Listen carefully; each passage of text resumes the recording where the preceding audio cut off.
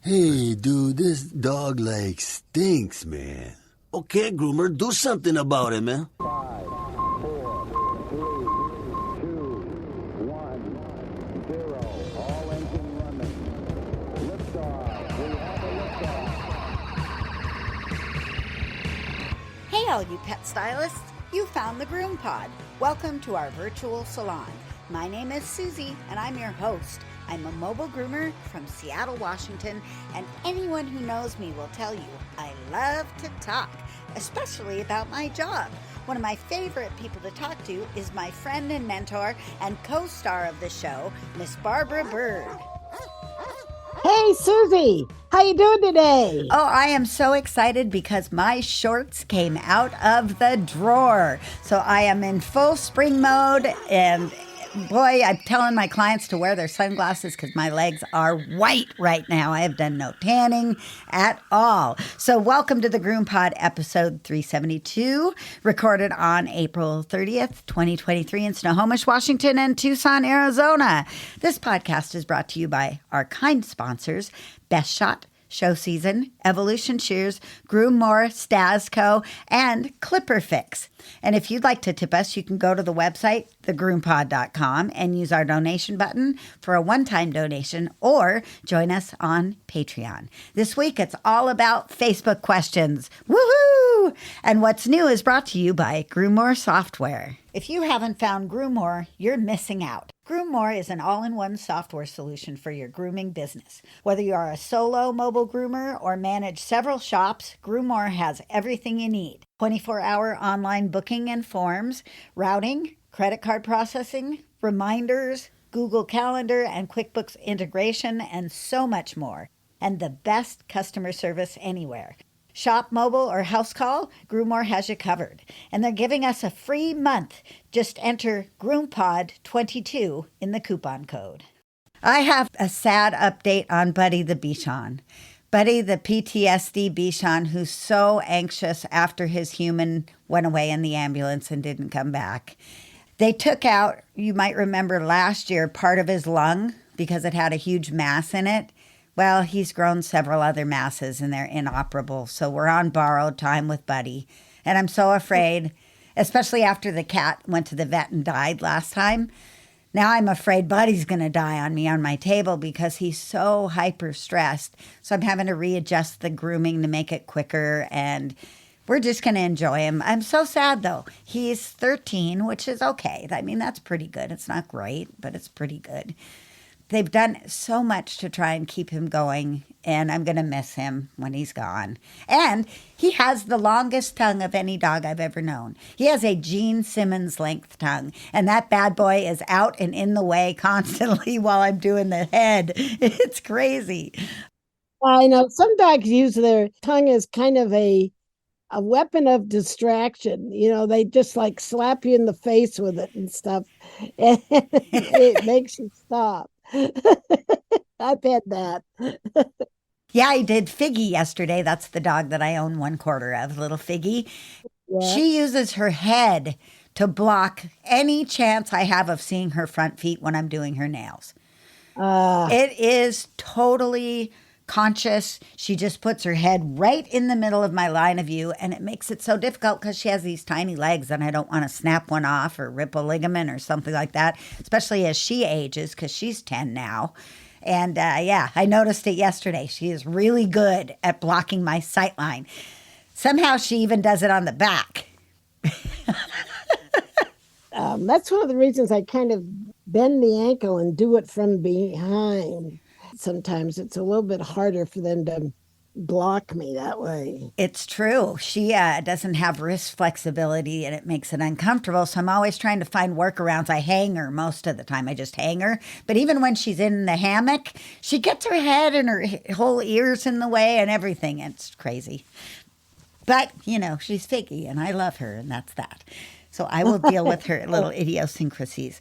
So I also want to mention that I've made it a week using my new rubber bands that go around my shampoo containers that say what's in them, and I really love them. I appreciate them. They make it so much easier for me to tell what's in my bottles. And if you guys are interested, they come in 5 colors. They're laser engraved. You just let them know what shampoo bottles you want on the, or what names you want, or really anything you want. And they slip right over the bottles. He's got 2 sizes, large and small, 5 colors. They are at clipperfix.com. clipperfix.com, and Wesley will custom make those, $3 a piece. And yeah, that's that.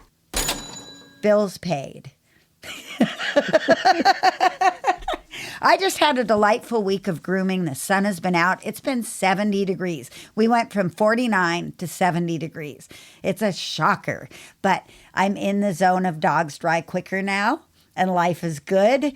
And I'm just having a fun time doing what I do, going from place to place in the sunshine, telling horse stories to my clients, making them laugh and making their pets clean. So I don't really have anything overly exciting to update you on for this week. What about you?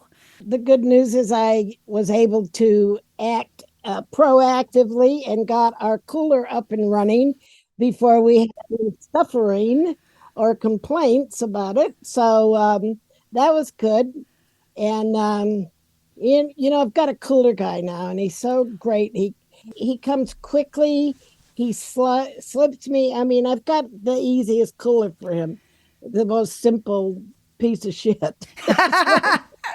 What it is, we agreed on that. I pay him cash, so he gives me just a substantial discount. Well, we like that. And he said he was going to come on Friday, like after my closing time at the end of his day, between 4 and 7. And he showed up like 11 o'clock or something like that in the morning. And it was a little bit distracting and stressful because I was in the middle of stuff, but it's done. Yay. And, working, and I have cool air in there, and so that's good. And then the other thing that happened is I have an update on Margot, the corgi, with the sticky, icky poo problem. Oh, boy. I made sure to schedule her on my time. Let's do a little review over what happened. To do a review, Margot, the fat Welsh corgi, who's lovely and has the best disposition, has a problem with poop sticking on her rear end, pieces of poop sticking on her rear end. Her owner has a disabled hand. He can pick her up, but he can't do much picking of the poop. Oh, poor guy. Yeah, I know we shouldn't laugh at him, but he doesn't even try. Right. I got that feeling. The first time she came in, I didn't quite get how bad it was. And I just did a nice shapely kind of scissor trim of the butt and rounded it, and I just did it for my aesthetics. I thought it was good, but it turned out wasn't good enough. She had poop sticking just a couple days later, and he let me know. And so then the next time he came in, I did a more of a baboon butt kind of a clip, and I just went for it, and he was very happy.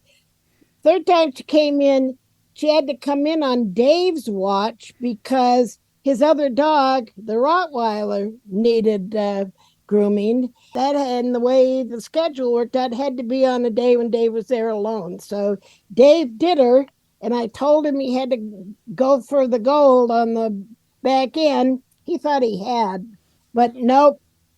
Got the text. The guy was unhappy with the back end. He wasn't even happy with the front end. Oh, wow. I didn't know about the front end. Oh, yeah. He said that he wasn't even sure the dogs had been bathed. It went into the toilet. And this is what happens. Sometimes when one thing is wrong, they see a lot of other things wrong that they would not have seen if the butt had been done right. Do you know what I'm saying? Yep. You're looking for something to find. And I got like a scathing, unhappy customer text about it. And I had to engage my masterful customer relation skills, calm him down.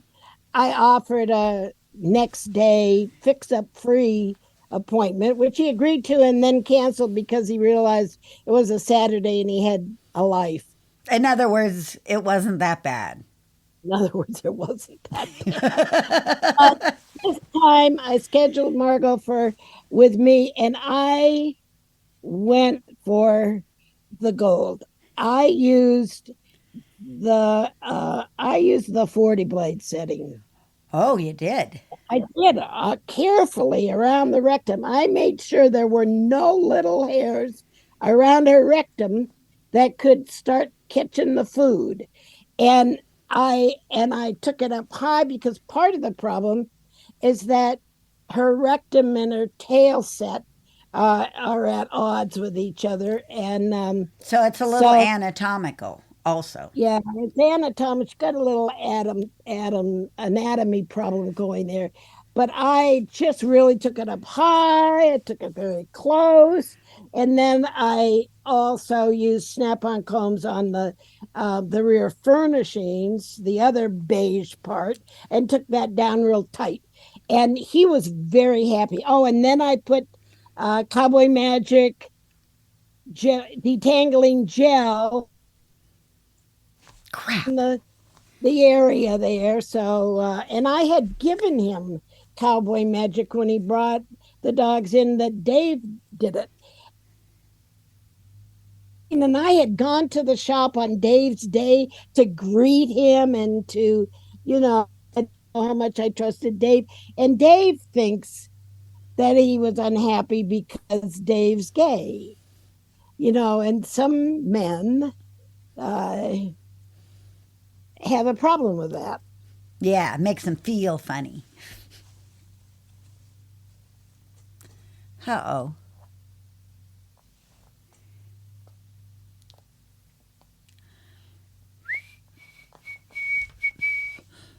I had a good friend who was gay. That's all you need is Yep. to have a good friend who's gay, and it changes your whole perception of gayness. Anyway, It's true. It's true. true. Yeah. And so, um, so I mean, Dave's gonna have to do the Rottweiler. So speaking of the Rottweiler, what the guy did when he came to pick up Margot, he brings his Rottweiler and he turns her loose in the front. Oh, that's He not doesn't bring her good. in on a leash. Like, what the fuck?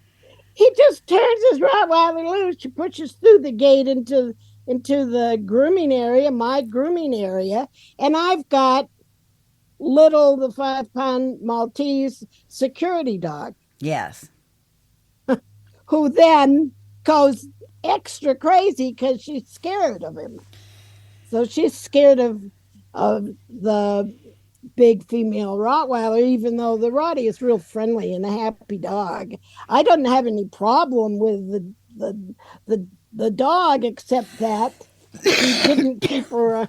He didn't have her contained in any way. You don't do that. Yeah, there could And be then, another customer in the what bathroom. happens?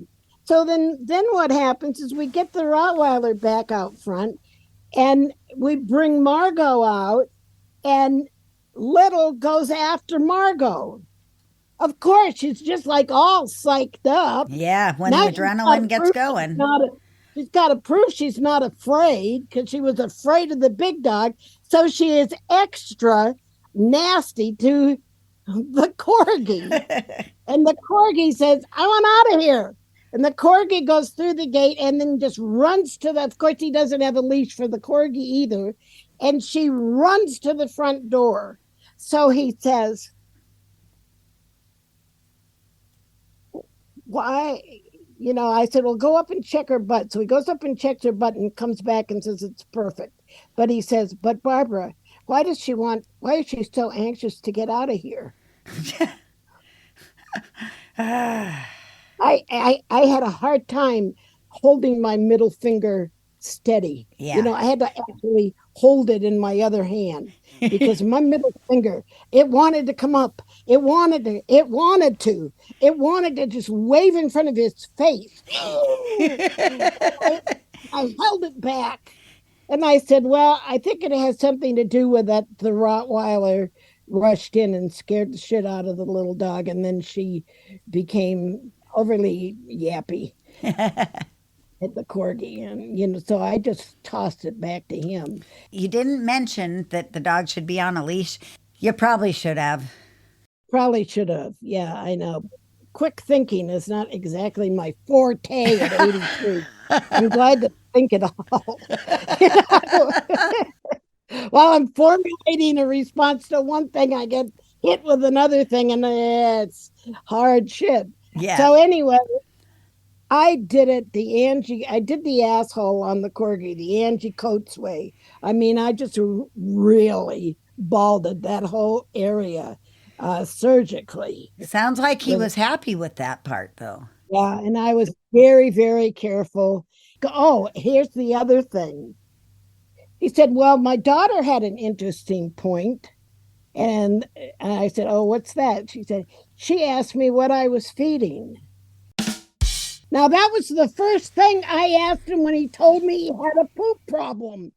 Months ago, I asked him, what are you feeding? And he said, why? And I said, because sometimes the stickiness of the poo is affected by the diet. Yes. But that just went swoosh. Yeah. Because that was me being an expert. He wasn't ready to receive that information. He wasn't ready to receive that information.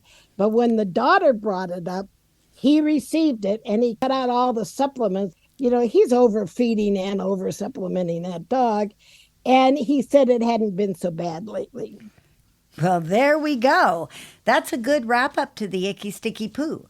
Does he have another appointment?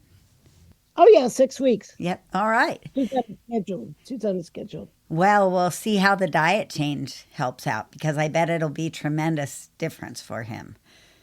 Yeah. Not to mention you groomed it exactly as it should be for his situation. Well, I mean, if he wants a bare naked, exposed ass,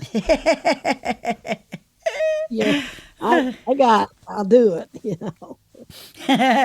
All right, well, let's take a break, and then we're going to take some fun questions off of Facebook that Barbara has no clue about. I haven't given them to her. She didn't have any idea what I'm going to ask, and we're going to just talk like two groomers talking at lunch between work. All right, hang on, guys. Here we go. Did you know that Stasco has come out with a couple of new products? First, there's the Stasco Oatmeal Protein Conditioner. This conditioner provides exceptional body and manageability and super shiny finishes. And it has a wonderful apple scent that I love. Great in the recirculator, too. And they have a new matching protein conditioning spray, dematting, anti-static conditioning, and finishing all in one, just like the original Stasco spray, but with that delicious apple fragrance. Look for these new products at trade shows and your favorite distributors like Cascade Grooming Supplies.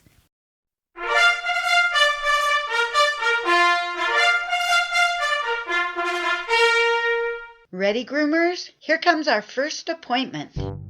I went on Facebook and asked for some questions from our wonderful listeners because my brain wasn't functioning and I didn't have any ideas for topics this morning, and I didn't even bother to ask Barbara. I just threw it out there. It's time for an Ask Barbara, parentheses, Ask Susie, which really, no Ask Susie so much this time, but I'm going to give you my 2 cents anyway. Susie to Ask Barbara. Yes, there we go. I'm the intermediary. I like it. So we're going to start off with a question that I'm sure is on everyone's mind at some point in time during their work weeks. And that is from Tracy Murray. And she posts, how do you feel about grooming doodles lately? Are you seeing more or less in your shops? And I can take this one first because I'm not doing hardly any doodles because they are very difficult for me to get dry in my mobile.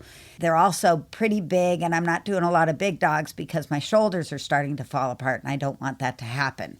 So in a preventative step, I have basically got rid of all my big doodles.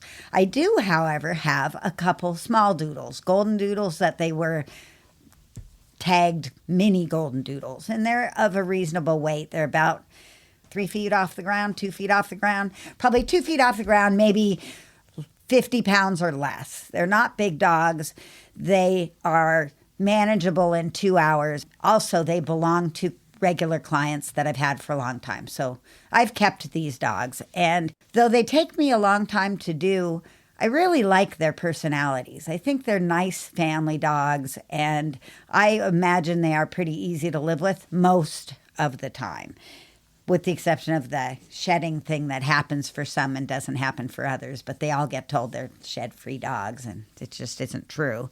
Am I seeing more of them? Well, the neighborhoods I work in are flooded with them. As the people walk their dogs a lot. They're walking golden doodles and labradoodles and sheep doodles and burn doodles and all kinds of doodles. They're just all over the place. It doesn't seem like there's any let up in sight with the doodle phenomenon. They're not getting more refined, though. They're getting some personality quirks and some bad hair. And, I don't think the selective breeding thing is going very well. That's what's happening here in the Northwest. What's happening down where you are, Barbara, in Tucson? Oh, we have lots of doodles. I don't groom a lot. Dave grooms them, but I try to be somewhat selective. We took a new sheepadoodle for next week, and this is the daughter of a woman whose Scottish Terrier I groom all during the winter. She comes here for the winter, and then she goes to the Poconos or someplace for the summer. And she asked me if I did doodles, and she said her daughter was looking for a new groomer. Daughter called me. Oh, and this one kind of took me back, because when I got the information to make the appointment, her dog's name is the name of my deceased brother. Oh. What's your dog's name? Alan. And I just went, oh, that's interesting. So she's been going up to the foothills to get the dog groomed. I had quoted her mom. Her mom asked me how much I would charge, and I said, well, it starts at $100. And mother said, $100? Why, why should it be that much more than Hunter, who's $75, and it takes great skill to do them? I said, because they're huge and they have horrible hair and they're difficult to groom and they take a lot longer than Hunter, whose price I might raise now. That's the bird's mind working right on the spot. You heard it here. I think that Scotty's going up. When you come back, I need just expect 85. I asked the new owner, I said, why are you changing groomers? And she said, because I've been paying much. And I said, well, like how much? She says, I just get him shaved and I've been paying $200. And I said, yeah, that's kind of a lot. That does seem like a lot if it's not mobile. Mobile, maybe. Yeah, no, it's not mobile. So I said, well, we'll start at 100 and see how that goes. Of course, if it's once a year, I can understand too. I didn't go into a lot of detail. I'll learn, because I will be there when the new dog comes in. I like to do that. When I schedule brand new clients that come in on Dave's day, when I'm usually not there, I go there. It's only 4.5 blocks, so it just makes sense that I get dressed and run over, introduce myself, introduce Dave, and that kind of just makes a transition between talking to the proprietor and having the groomer groom the dogs. It's just a good customer relations to do that. So we'll see. So I'm starting at $100, and Mom showed me pictures. Grandma showed me pictures of the dog. It's really cute. It's really got an expression to die for. Just the cutest face. And so I'm kind of psyched. I'm kind of ready for Dave to groom it. Another ding.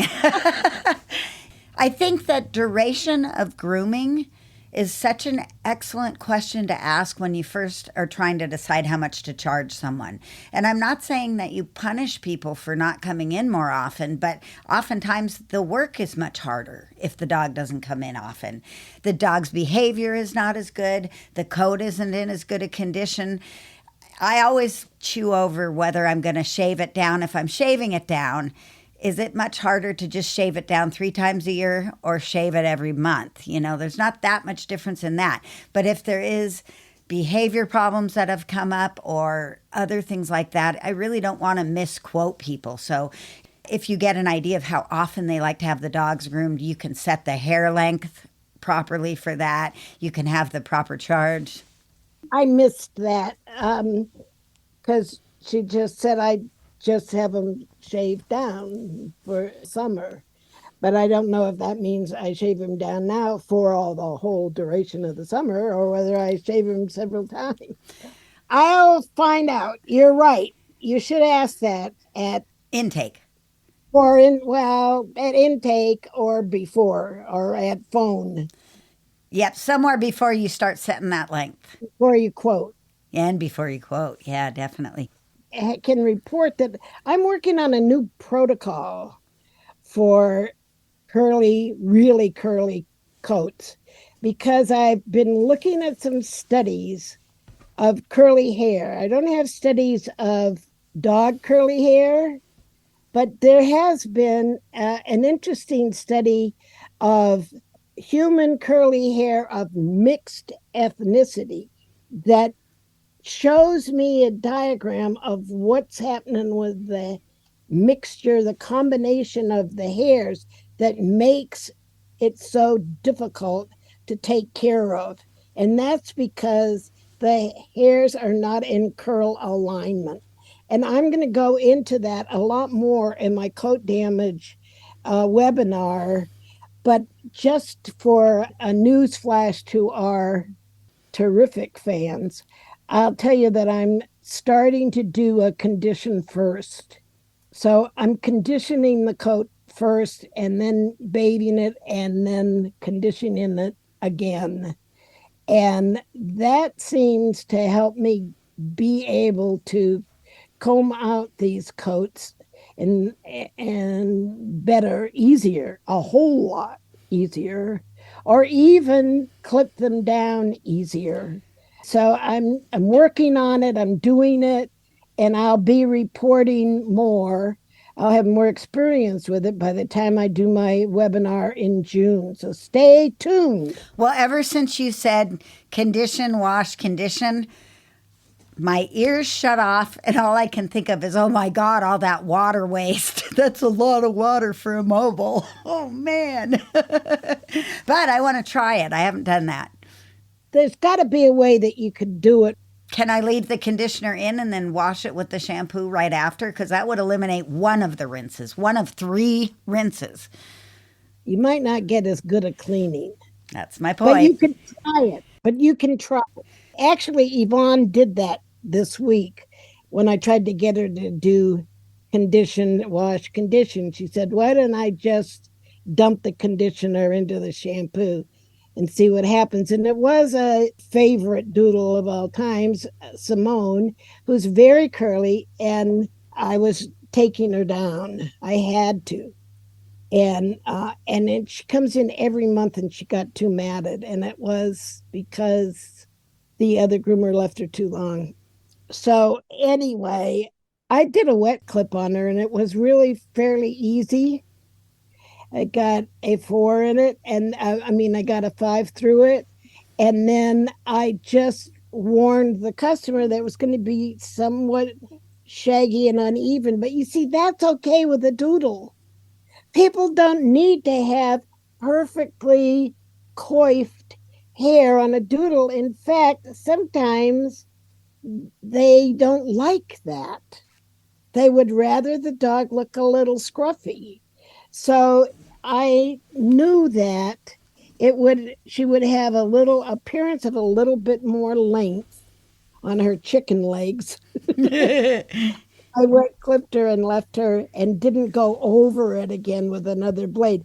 I went over the body in some places. If it looked uneven, I went over it, clipped it down with a 5, went over it with a 4. Well, this brings up a question, Barbara. On a dog that you're taking the majority of the hair off of, why do a shampoo condition? Because I couldn't get through the dry coat. Okay, I see. I tried to get through the dry coat with my clipper vac, and I think my Laube clipper is seen better days. Even though I did a whole tune-up a few months ago, it's just not operating well. It's just not cutting well. So for me, I would have probably just washed it with my favorite Best Shot shampoo, conditioned it with the Best Shot conditioner so that it's separated out and fluffed up a little bit, and then just shaved it off. But that's just me. Well, you see, you know what I did with Gracie Allen, who's the Woodle, Wheaton poodle, who's just like really the size of a miniature poodle. She's adorable, and she's got very curly hair, and she's extremely sensitive. And I have been, admission, scissoring over some matting with her, waiting for warm weather. And then I advised him I might have to take her down. Well, I didn't want to take her down to total skinny legs. And so I conditioned her in the tub. And then I had Dave comb her out gently with the Pinello comb, where not to pull through the coat, but pick through the coat and see if you can't just loosen up everything and break up any larger tangled areas, like on the inside of the front legs and stuff. And then I was able to get a 3 3/4 through her, and she looked pretty good. Yeah, okay. I'm always trying to save water. Well, I know you have to. Yeah. The worst things that ever happened to me in my 6 months of hell in Mobile was I would say it was hell, because 3 months of it were in the summer in Tucson, and it would get to be 140 degrees inside my van while I was drying a dog, because we only had heat dryers. That's so anyway, brutal. yeah, it was before high velocity dryers that I did my Mobile effort, and it was terrible. And but the worst thing was when you would run out of water. I was more likely to do that because I was using conditioner. The company didn't even supply it. I was supplying my own conditioner and using it on my dogs. Oh God, it was awful. And then the next person wouldn't. They would go to a different groomer the next time, and they wouldn't. And then it would come back to me. Well, never mind. That's just a rant. If you guys want to hear about that, you have to go way back to some of our first episodes, which you can do if you want to listen to the first episodes. If you go to the Podomatic link and you ask it to give you the desktop version of the website as opposed to the mobile version, you will get every episode we've ever posted, in case you want to. I don't know. A lot of episodes. Woo! Yo, groomers, I want to put you on the ready regarding a forthcoming webinar I'll be doing on my favorite subject, coat damage. It's on June 19th, Monday, in the morning, and it's part of a weekend of education webinars on the subjects of skin and coat with positiveed.com. So it's the Skin and Coat Summit, the Coat Damage webinar at PAWSITIVEED.com. Look for it soon, and let's all get together on the 19th. I'm very excited about this presentation. It changes every time I present it. Hey, let's take a 90-degree turn and go to a dog that you do want to look, well, dapper and sharp and well-dressed, and that's a miniature schnauzer. Can you give us some tips on setting the skirt, if you call it a skirt, on the side pattern lines, and also how to do those brows? The first thing is to don't think of it as a skirt. See, I didn't even want to say skirt. I know. Underline. Yeah, underline, set the pattern. Pet grooming has made a terrible mistake with miniature schnauzers by creating a pet groom that has a skirted type style that is not at all accurate to the breed standard. And it's how puppies are often groomed because they're cute with a little hula skirt, but the adult dogs have really very little hair underneath there, really very little. And it's angled from the flank to the elbow in a downward angle. And so up at the short end, up at near the flank, it's only like not even an inch. Just a tiny bit. Yeah, not even an inch. And it should not be lower than the longest point in the front. It shouldn't be lower than the elbow. And you come in tight to the elbow and clean all that stuff out so you've got a space. Yeah, you do. On almost all of them. You do that. You also do that on Westies and Scotties, which nobody understands. And then when they move, they look like they have a curtain. They're not supposed to do that. When they move, they're supposed to look like they have a muscular front and an equally muscular hip and rear end. And it needs to be distinguished from that skirt. You want the leg to be set out and move independently from the body. One of the things that you can do with terriers that kind of help to create that, and it's a good pet move, is to close clip the armpits. I do that. Yeah, so that kind of automatically creates a little space in the forechest. The other thing is that you go down the front of the shoulder and the front of the leg. You go down smooth there, so you No chest, no poofy chest. no poofy front leg. I mean, it's supposed to be just straight from the neckline all the way to the toe. You know, you're supposed to see that line from the neck all straight down the shoulder and boom straight to the toe. Look at your pictures and you'll see that. And on your Westies, you'll see that their chest, they have a little bit of chest hair that poofs out, but it's cut in on the sides. It's straight down the shoulders and the legs. So it's not a curtain across the chest. Again, showing that independent leg. So when you're clipping the body on the schnauzer, you're actually clipping a little bit under the rib cage. You don't stop at the rib cage. You just kind of go a little bit under so that then you have furnishings that form an under chest, not a skirt. Does that make any sense? Yeah, it's hard. It's such a visual thing. I always leave just enough hair underneath the dog to hide a penis if it was there, just so that's not hanging down below the haircut. Not that that's a big issue, but that's kind of a guide. It's not very much hair under there. Some dogs have low-hanging fruit. What can I say? And then on the face, it's the schnauzer face is just a bunch of lines that are parallel to each other. And but most importantly, the brows. I screw the brows up every time. What tool do you use to do the brows? Do you use straight scissors? Do you use curved scissors? Do you use blenders? Curved scissors. I use thinning shears around the inside corner of the eye and the stop. And then I use curved scissors from the outside corner of the eye, make a little curve, but leave something long there.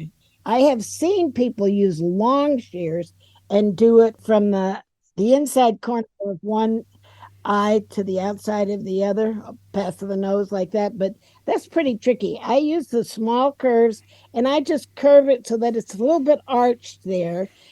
Ideally, schnauzer eyebrows are left a little bit longer than, say, wire fox terrier, but not as long as Scotty eyebrows, which are left really long. But most pet owners want a shorter eyebrow, but it looks good when it's got an arch to it from the rear corner to the midpoint of the eyebrow. I've screwed up my brows on plenty of schnauzers so that I go to my blenders and I will go up the side of the face for the outside corner of the eye to get that flush so that I don't have anything overhanging. Yep. Yep, I do it with my blenders so I don't cut in too much because I've been known to get a little aggressive there.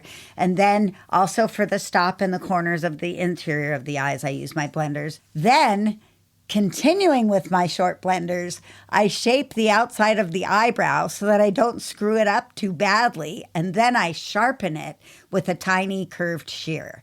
And that's how I do it. And I do kind of aim my blender to the opposite side of the nose to get the angle of it, but then I put in that nice gentle arch like you're talking about with my little curves.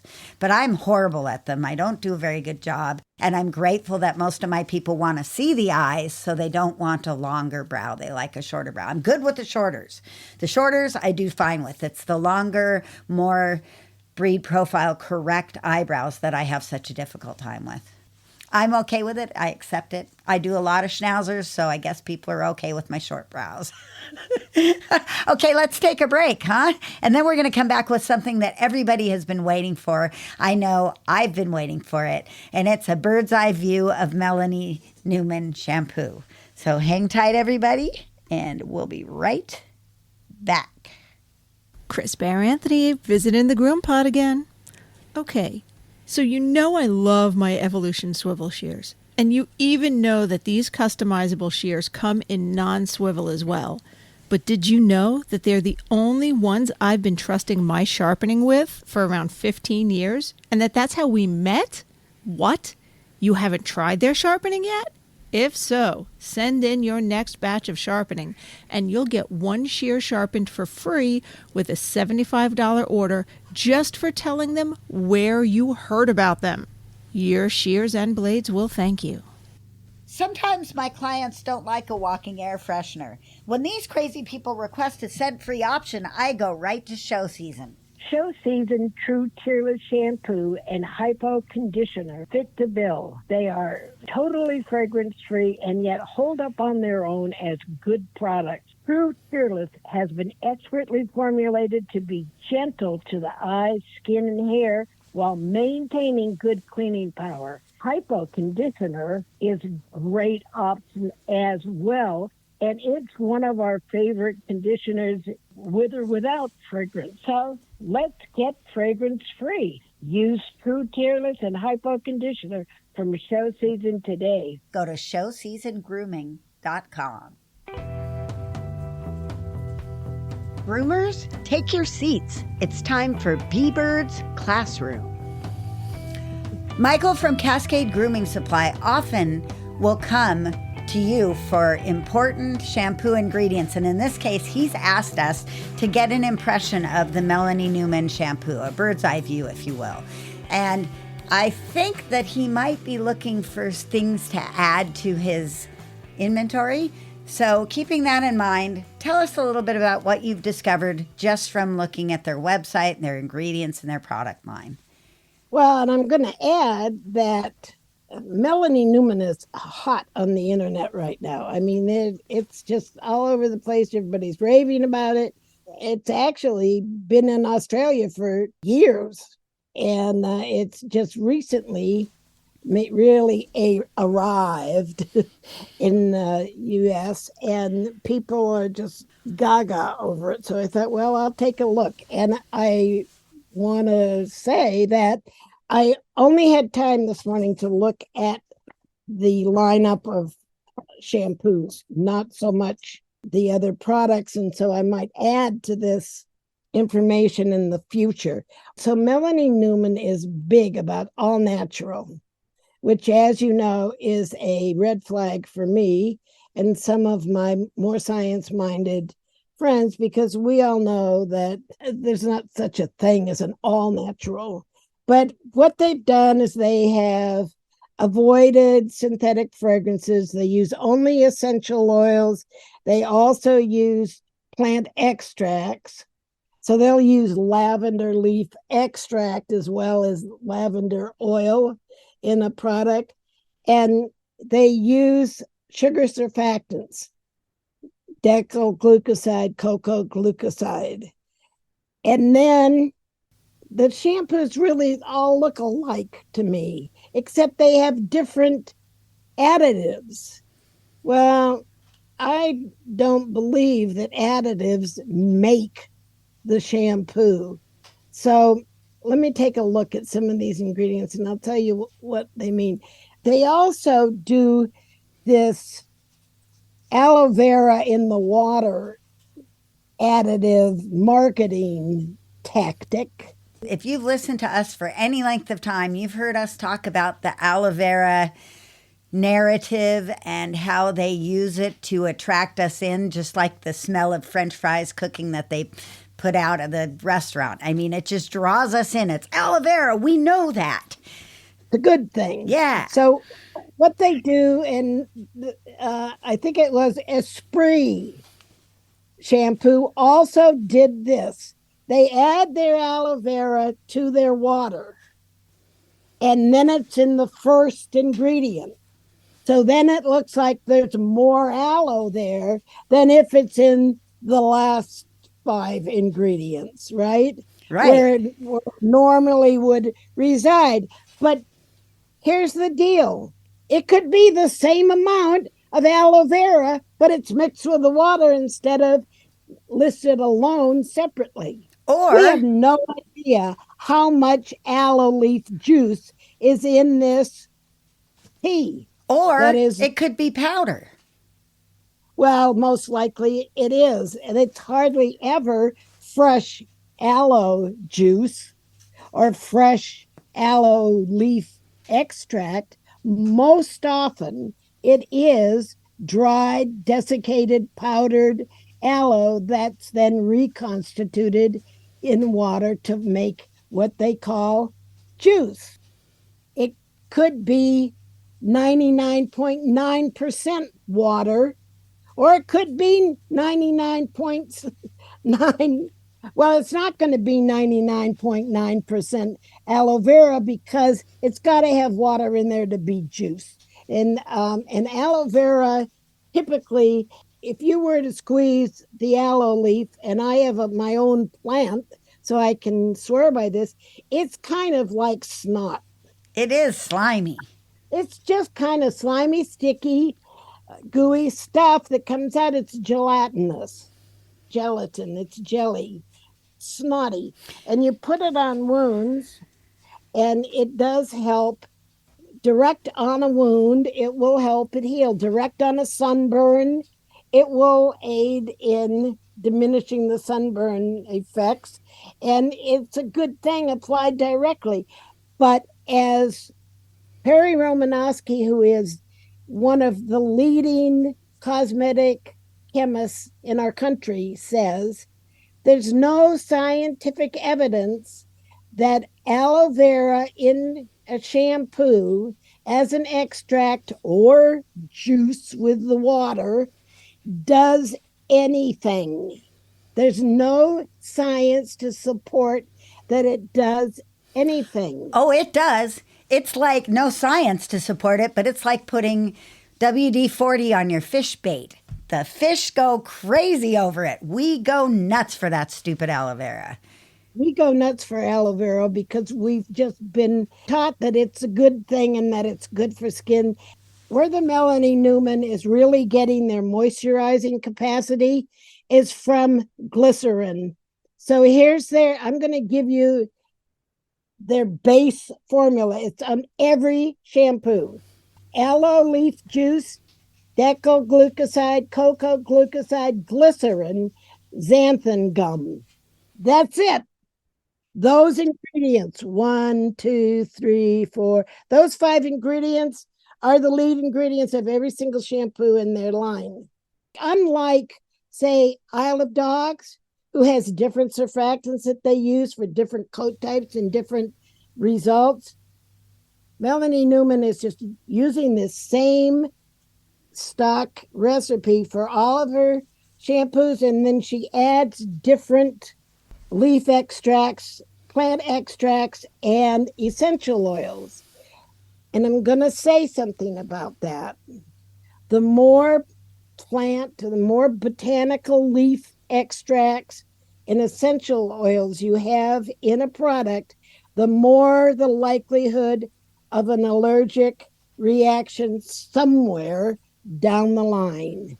And the essential oils that she's using have been identified as fragrance allergens. Tea tree oil gets me.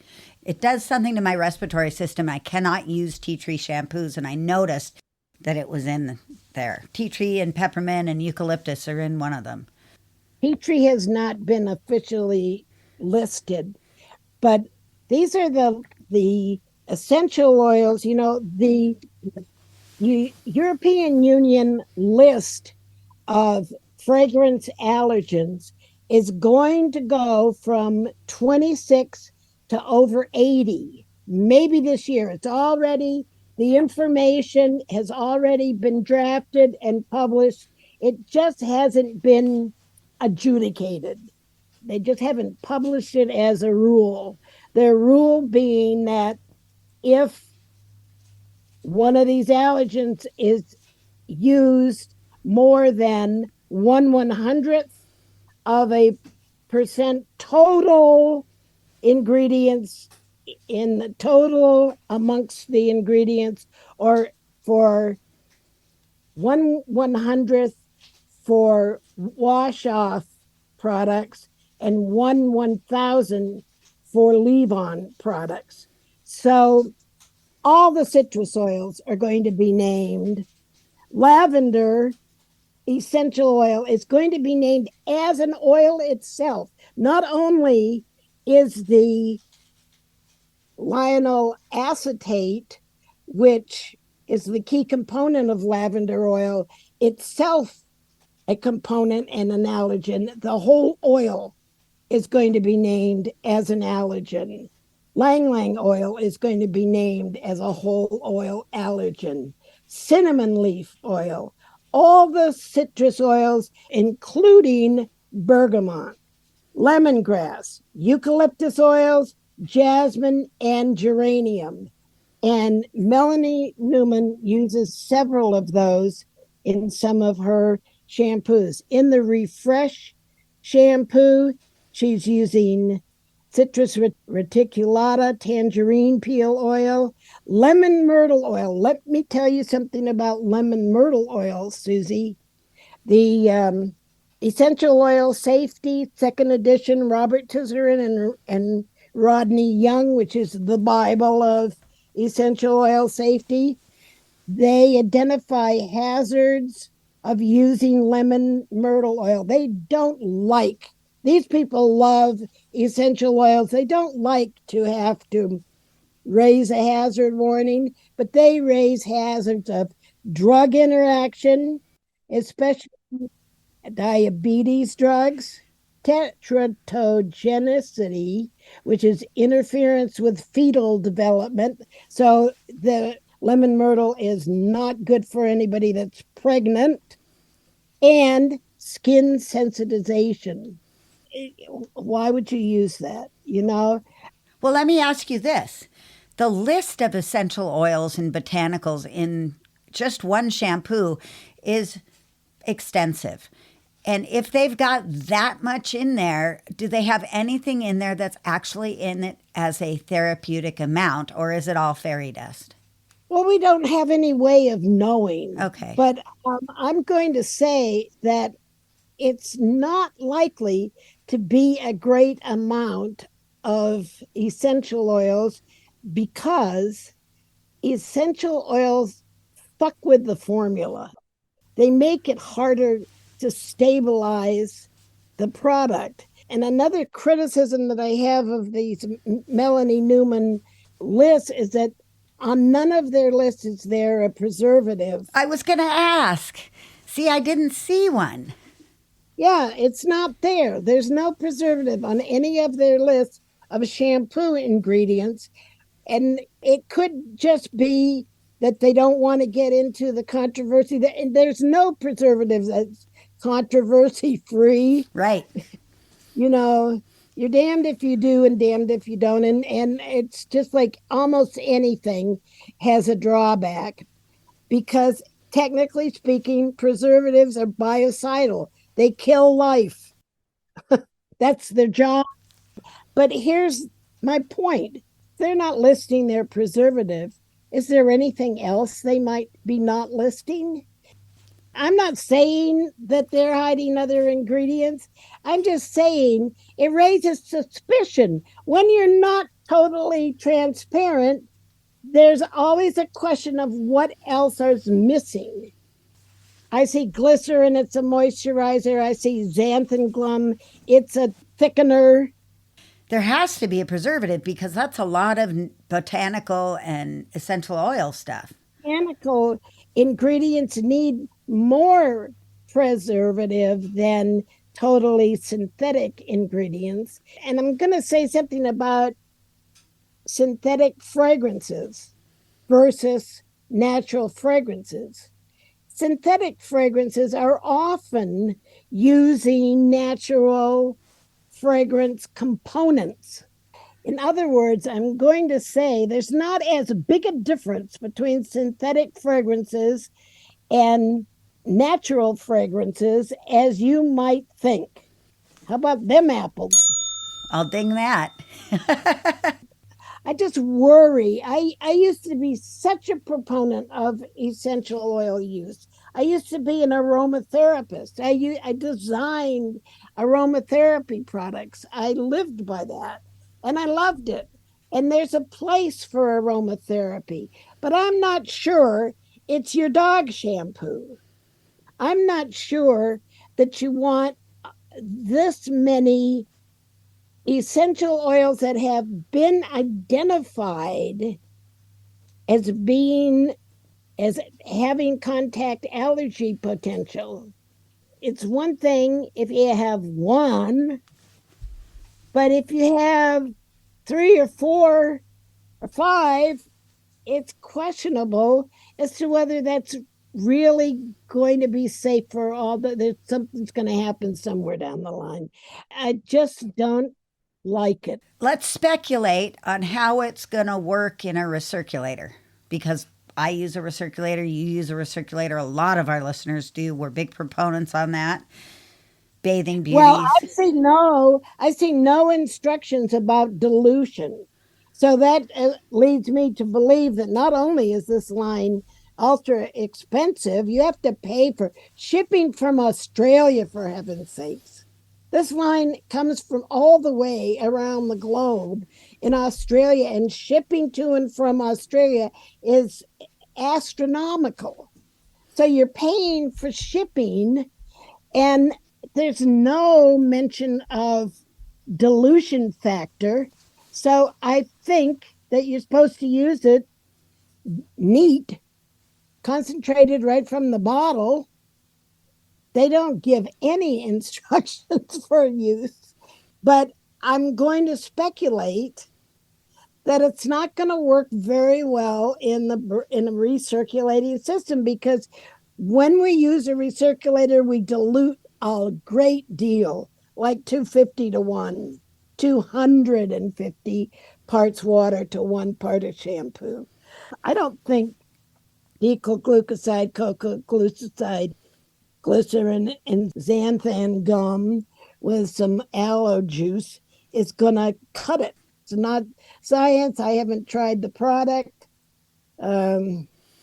This is just impressions from the bottle. This is not either one of us have actually physically had our hands on this product. So keep that in mind. And people are loving it. Yep. We just got to, people are loving Melanie Newman. We're just like terriers after squirrels. I am going to try to do some kind of a comparison between the Melanie Newman products and the Botanica. Okay, they look kind of similar in some ways. Botanica sure uses some interesting ingredients. They use interesting ingredients, and I can tell that their formulator is a real herbalist. I'm not so sure that this formulator is a real herbalist. Susie, the more I look at the Melanie Newman lists on their Australian website, the greater my disappointment in their ingredient statements. There's just important things missing. Not only are they not identifying a preservative, they're not even saying "and preservative." Just anything that might make their ingredient list look less natural is simply not there. There's no solubilizer mentioned for the essential oils. It's critical to having essential oils in a shampoo. You can't just drop them into the mixture and mix it in evenly. You have to pre-dissolve essential oils in something like polysorbate 20 or polysorbate 80, and then put the solubilized mixture into the main body of the shampoo, or they're just going to float to the top. So they're not saying that. Also, only one shampoo lists tocopherol acetate, which is a antioxidant to keep the oils in the product from going rancid and oxidizing and becoming mean sensitizers. So there's just stuff that's less natural that's missing from these ingredient statements, and it angers me. It really pisses me off. Okay, that's it. All right. Well, I think that was exciting. This was a great show. And we still have a couple more questions we can use next week if we'd like. Oh, no, next week you're going to be... I'm going to be gone because we have the Tucson Groomers Mixer with the Arizona Professional Groomers Association. Cool. And so there will maybe be a short live by me. There may not be anything. You may get a remix show, or I just may be late on the show that's going to post this week. We just don't know. That's the excitement of the GroomPod. We never know what's going to happen. I can't promise to get a lot of video because I'm kind of going to be in demand to be answering questions and talking to people and that kind of thing. So I'm not too sure how much content I'm going to get. Thank you for being here. We hope you learned something from this wonderful hour and a few minutes that we put together. And we hope you will join us again next time on the GroomPod. Yeah, and if you have happy news about the Melanie Newman shampoos, I'd like to hear it. So don't be intimidated by Big Bird here. Just tell me what you think. Feel free to share it on our GroomPod Facebook group, facebook.com/group/thegroompod. And happy grooming, everyone. See you next week. Bye. Bye. Take care of yourselves. We love you.